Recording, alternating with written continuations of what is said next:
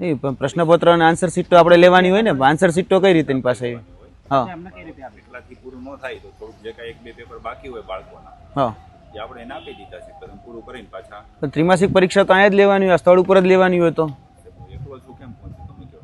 આદિવાસીના ખોટા પ્રમાણપત્ર બનાવવા એટલે ખોટા એસસી પ્રમાણપત્રો બનાવવાથી લઈને આદિવાસી બાળકો માટે બનાવવામાં આવેલી આશ્રમ શાળામાં પણ જો ગફલા થવા માંડે અને એના પછી કોઈ આદિવાસીના હકના પૈસા ખાવા માંગે કે પછી એમના બાળકોના ભવિષ્ય માટે સરકાર જે પૈસા આપે છે એ ખાવા માંગે, ત્યારે શું કહેવાનું? કેટલી ભયાનક અને ખરાબ પરિસ્થિતિ છે કે સતત અમે એવું કહેતા આવ્યા છે અને બધા જ એવું કહે છે કે કોઈને આદિવાસી બનવું નથી, પણ એને આદિવાસી સર્ટિફિકેટ એટલે એસટી સર્ટિફિકેટ જોઈએ છે નોકરી માટે. અનેક લોકો એના હકની નોકરી ખાઈ રહ્યા છે અને એવા ઘણા બધા લોકો છે જે એ આદિવાસી બાળકો માટે જે આશ્રમ શાળાઓ બનેલી છે એમાં ગફલા કરી અને પછી પૈસા એમના ભાગના ખાઈ રહ્યા છે. વધુ એક ઘટસ્ફોટ યુવરાજસિંહ જાડેજાએ કર્યો છે. યુવરાજસિંહ જાડેજા મેંદરડા પાસેની એક આશ્રમ શાળામાં પહોંચ્યા હતા. જૂનાગઢ મેંદરડા પાસેની આશ્રમ શાળામાં જઈને જ્યારે જોયું ત્યારે એ જે બાળકોની લિસ્ટ હતી એમાં એ બાળકો હતા જ નહીં, એટલે એવા બાળકો હજી દુનિયામાં આવ્યા જ નથી. એની પહેલાં એના એસટી સર્ટિફિકેટ પણ છે, એના બધા જ પ્રમાણપત્રો પણ છે અને એ બાળકો ભણી રહ્યા છે એમ કરી અને એના હકના પૈસા એ આદિવાસી કોઈ બાળક જે છેવાડામાં બેઠું હશે એને ભણવાની ઈચ્છા હશે એ નહીં ભણી શકે ને આ લોકો ખોટી રીતના એ સંચાલકો અને જે આશ્રમ શાળા ચલાવે છે એ બધા જ લોકો એના પૈસા ખાઈ રહ્યા છે. તમે વિચારો કે ભ્રષ્ટાચાર એ કયા હદ સુધી વધી રહ્યો છે અને કયા લેવલ સુધી જઈ પણ રહ્યો છે. આનાથી વધારે ખરાબ તો શું હોઈ શકે કે યુનિવર્સિટીઓમાં પણ ઘણી બધી વાર એવું થયું છે. એટલે અમે જ્યારે પર્દાફાશ કર્યો ત્યારે અમે બહુ બધી યુનિવર્સિટીઓમાં ફર્યા હતા તો અમને ખબર છે કે એસટી સર્ટિફિકેટના નામ પર એ છોકરાનું એડમિશન લેવડાવી દે, એના બધા જ પ્રમાણપત્ર લઈ લે, પછી એ બાળક ક્યારે કોલેજ આવ્યો જ નથી અને એના હકના જે સ્કોલરશિપ હોય છે એ યુનિવર્સિટીવાળા ખાતા હોય છે. અને અહીંયા પણ કંઈક એવું જ છે. આશ્રમ શાળામાં જ્યારે યુવરાજસિંહ પહોંચ્યા ત્યારે ત્યાંથી આખું જે રજિસ્ટર હતું એ બતાવ્યું, એના સિવાય બીજા ઘણા બધા પુરાવા આપ્યા, ત્યાંના સંચાલકો સાથે વાતચીત કરવાનો પ્રયત્ન કર્યો. ત્યાં ગયા ત્યારે શું થયું તે જુઓ. મારી પહેલા કોઈ સ્ટાફ હતું નહીં, હા એટલે પછી ડાયરેક્ટ ચાર્જ મારી પાસે હા આવ્યો છે. હા. અને અત્યારે કેટલાની ઇન્ટેક છે આપણે અહીંયા વિદ્યાર્થીઓની કે વિદ્યાર્થીઓની?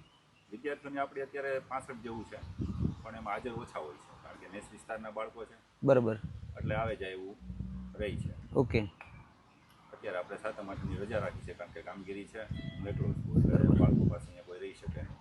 અત્યારે તો ત્રિમાસિક પરીક્ષા ચાલુ છે ને? કાલ પૂરી થઈ ગઈ. કાલ પૂરી થઈ ગઈ. ત્રિમાસિકના પેપર લઈ લો ને. બાળકો પાસે છે. ત્રિમાસિકના પેપર હા બાળકો પાસે હા, છે? એ બુક ને બધું લેતા ગયા છે. અમુક કામ બાકી હોય કારણ કે એકલો સુધી બધું પૂરું ન થઈ શકે છે. અચ્છા, આન્સર શીટ આન્સર શીટ એને આપી રાખી છે. હું એમની બાળકો પાસે છે, અમુક ઘરે પૂરવા પછી આપી દીધું છે. હવે નહીં પણ પ્રશ્નપત્ર અને આન્સર શીટ તો આપણે લેવાની હોય ને, આન્સર શીટ તો કઈ રીતે એની પાસે? હા એટલાથી પૂરું ન થાય તો થોડુંક જે કાંઈ એક બે પેપર બાકી હોય બાળકોના હા, એ આપણે એને આપી દીધા છે, તો પૂરું કરીને પાછા પણ ત્રિમાસિક પરીક્ષા તો અહીંયા જ લેવાની હોય, સ્થળ ઉપર જ લેવાની હોય તો એકલો છું કેમ પહોંચું તમે કહો? કેટલાનું આપણે સ્ટાફનું ઇન્ટેક કેટલાનો? સ્ટાફ કેટલાનો છે? એક જ હું. બરાબર. મંજૂર મંજૂર મહેકમ 6 ની છે. બરાબર. એટલે એક વિદ્યાસહાયક છે કે એક વિદ્યાસહાયક નથી? મારી સિવાય આખી સ્કૂલમાં જો નિવાસી શાળા, હા બરાબર, એટલે તમામ રેસિડેન્ટ સુવિધાથી માંડીને બધી જવાબદારી મારી. બરાબર. બરાબર, તો એકલો માણસ કેટલામાં પહોંચે છે? કઈ વાંધો નહીં. દૈનિક હાજરી પત્ર લઈ લ્યો. હા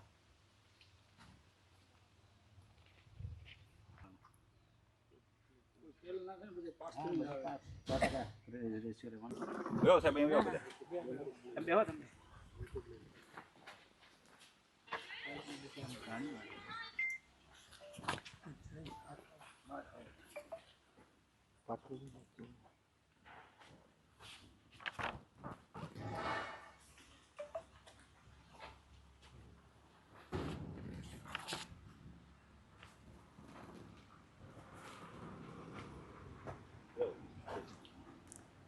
કેટલાની તારીખ છે આજે? 25. બરાબર. અહીંયા એનજે રાજ્યગુરુ 25 સુધી છે. જન્મ જ નથી લીધો, આ દુનિયામાં જ નથી આવ્યા એવા 75 બાળકોનું ઇન્ટેક અહીંયા અત્યારે બતાવવામાં આવ્યું છે. ત્રિમાસિક પરીક્ષા પૂરી થઈ ગઈ છે, જે પેપરો છે ને ઘરે છોકરાઓ લઈ ગયા છે એ વાત કરી છે. અમે ટ્રસ્ટી જોડે વાત કરી છે. ટ્રસ્ટી માં હજી તમને કહી શકાય કે યોગ્ય જે અમને જવાબ નથી મળ્યો ટ્રસ્ટીનો. ફોન ઉપર તો વાત કરી છે, પણ મારો ખાલી કહેવાનો ભાવાર્થ એટલો છે બેન કે અહીંયા તમામ વસ્તુ તમામ બોગસ છે. એ બોગસ ને ભૂતિયા છે. સમજી ગઈ. બરાબર, એટલે આપ અથવા આપની ટીમમાંથી કોઈને વિઝિટ કરવા માટે કહેજો બેન. બિલકુલ બિલકુલ બિલકુલ. આપનું નામ શું કીધું છે? બેન મારું નામ યુવરાજસિંહ જાડેજા છે. ગઈકાલે આપને મળ્યા હતા બેન. આપણે હા સમજાઈ ગયું ભાઈ હાજી. યુવરાજભાઈ. હાજી બેન.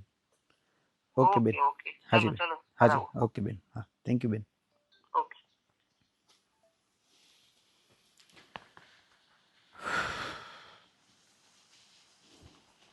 છે અને જન્મ તારીખના દાખલાઓ બની ગયા છે. હવે અમને પ્રશ્ન છે કે જન્મ તારીખના દાખલા કઈ રીતે બન્યા, કઈ રીતે વયપત્રક બન્યા, કઈ રીતે એલસી બન્યા. અમને વયપત્રકની કોપી આપવામાં આવી છે, પરંતુ અમે જ્યારે પ્રિન્સિપાલ પાસે આની માંગણી કરી એલસીની, ત્યારે હજી સુધી એલસી બુક હજી સુધી અમને આપવામાં આવી નથી. અમે આ માધ્યમથી જુનાગઢના ડીઓ, ટીપીઓ અને આદિજાતિ કમિશનર એમને કહેવા માંગીએ છીએ કે અત્યાર સુધી તમે લીધેલી વિઝિટ, એટલે ખાસ કરીને આદિજાતિ કમિશનરે વિઝિટ લીધેલી છે, અહીંના ડીઈઓએ વિઝિટ લીધેલી છે, અહીંના ટીપીઓએ વિઝિટ લીધી છે, અહીંના ડીપીઓએ વિઝિટ લીધેલી છે, અહીંના બીઆરસીએ વિઝિટ લીધેલી છે, અહીંના સીઆરસીએ વિઝિટ લીધી છે. આ તમામ જે બુક છે એ બુક અહીંયા ઉપલબ્ધ છે. તો આ વિઝિટની અંદર અદ્રશ્ય બાળકો જે હતા એ બાળકો કઈ રીતે અહીંયા દ્રશ્યમાન કરવામાં આવ્યા, એ અમારો પ્રશ્ન છે. કે જે જગ્યાએ બાળકે જન્મ જ નથી લીધો, ખોટા એલસી ઉપજાવી કાઢવામાં આવ્યા છે, તો અત્યાર સુધી જે વિઝિટ બુકની અંદર જે અધિકારીઓની એન્ટ્રી છે અને જે વિઝિટ બુકની અંદર નોંધ કરેલી છે એ કયા આધારે નોંધ કરેલી છે એનો ઝડપથી ક્યાંક ને ક્યાંક ઉલ્લેખ અને ઘટસ્ફોટ એ અહીંના ડીયુ અધિકારી પણ ખુલાસો આપે, એની અમારી વિનંતી છે.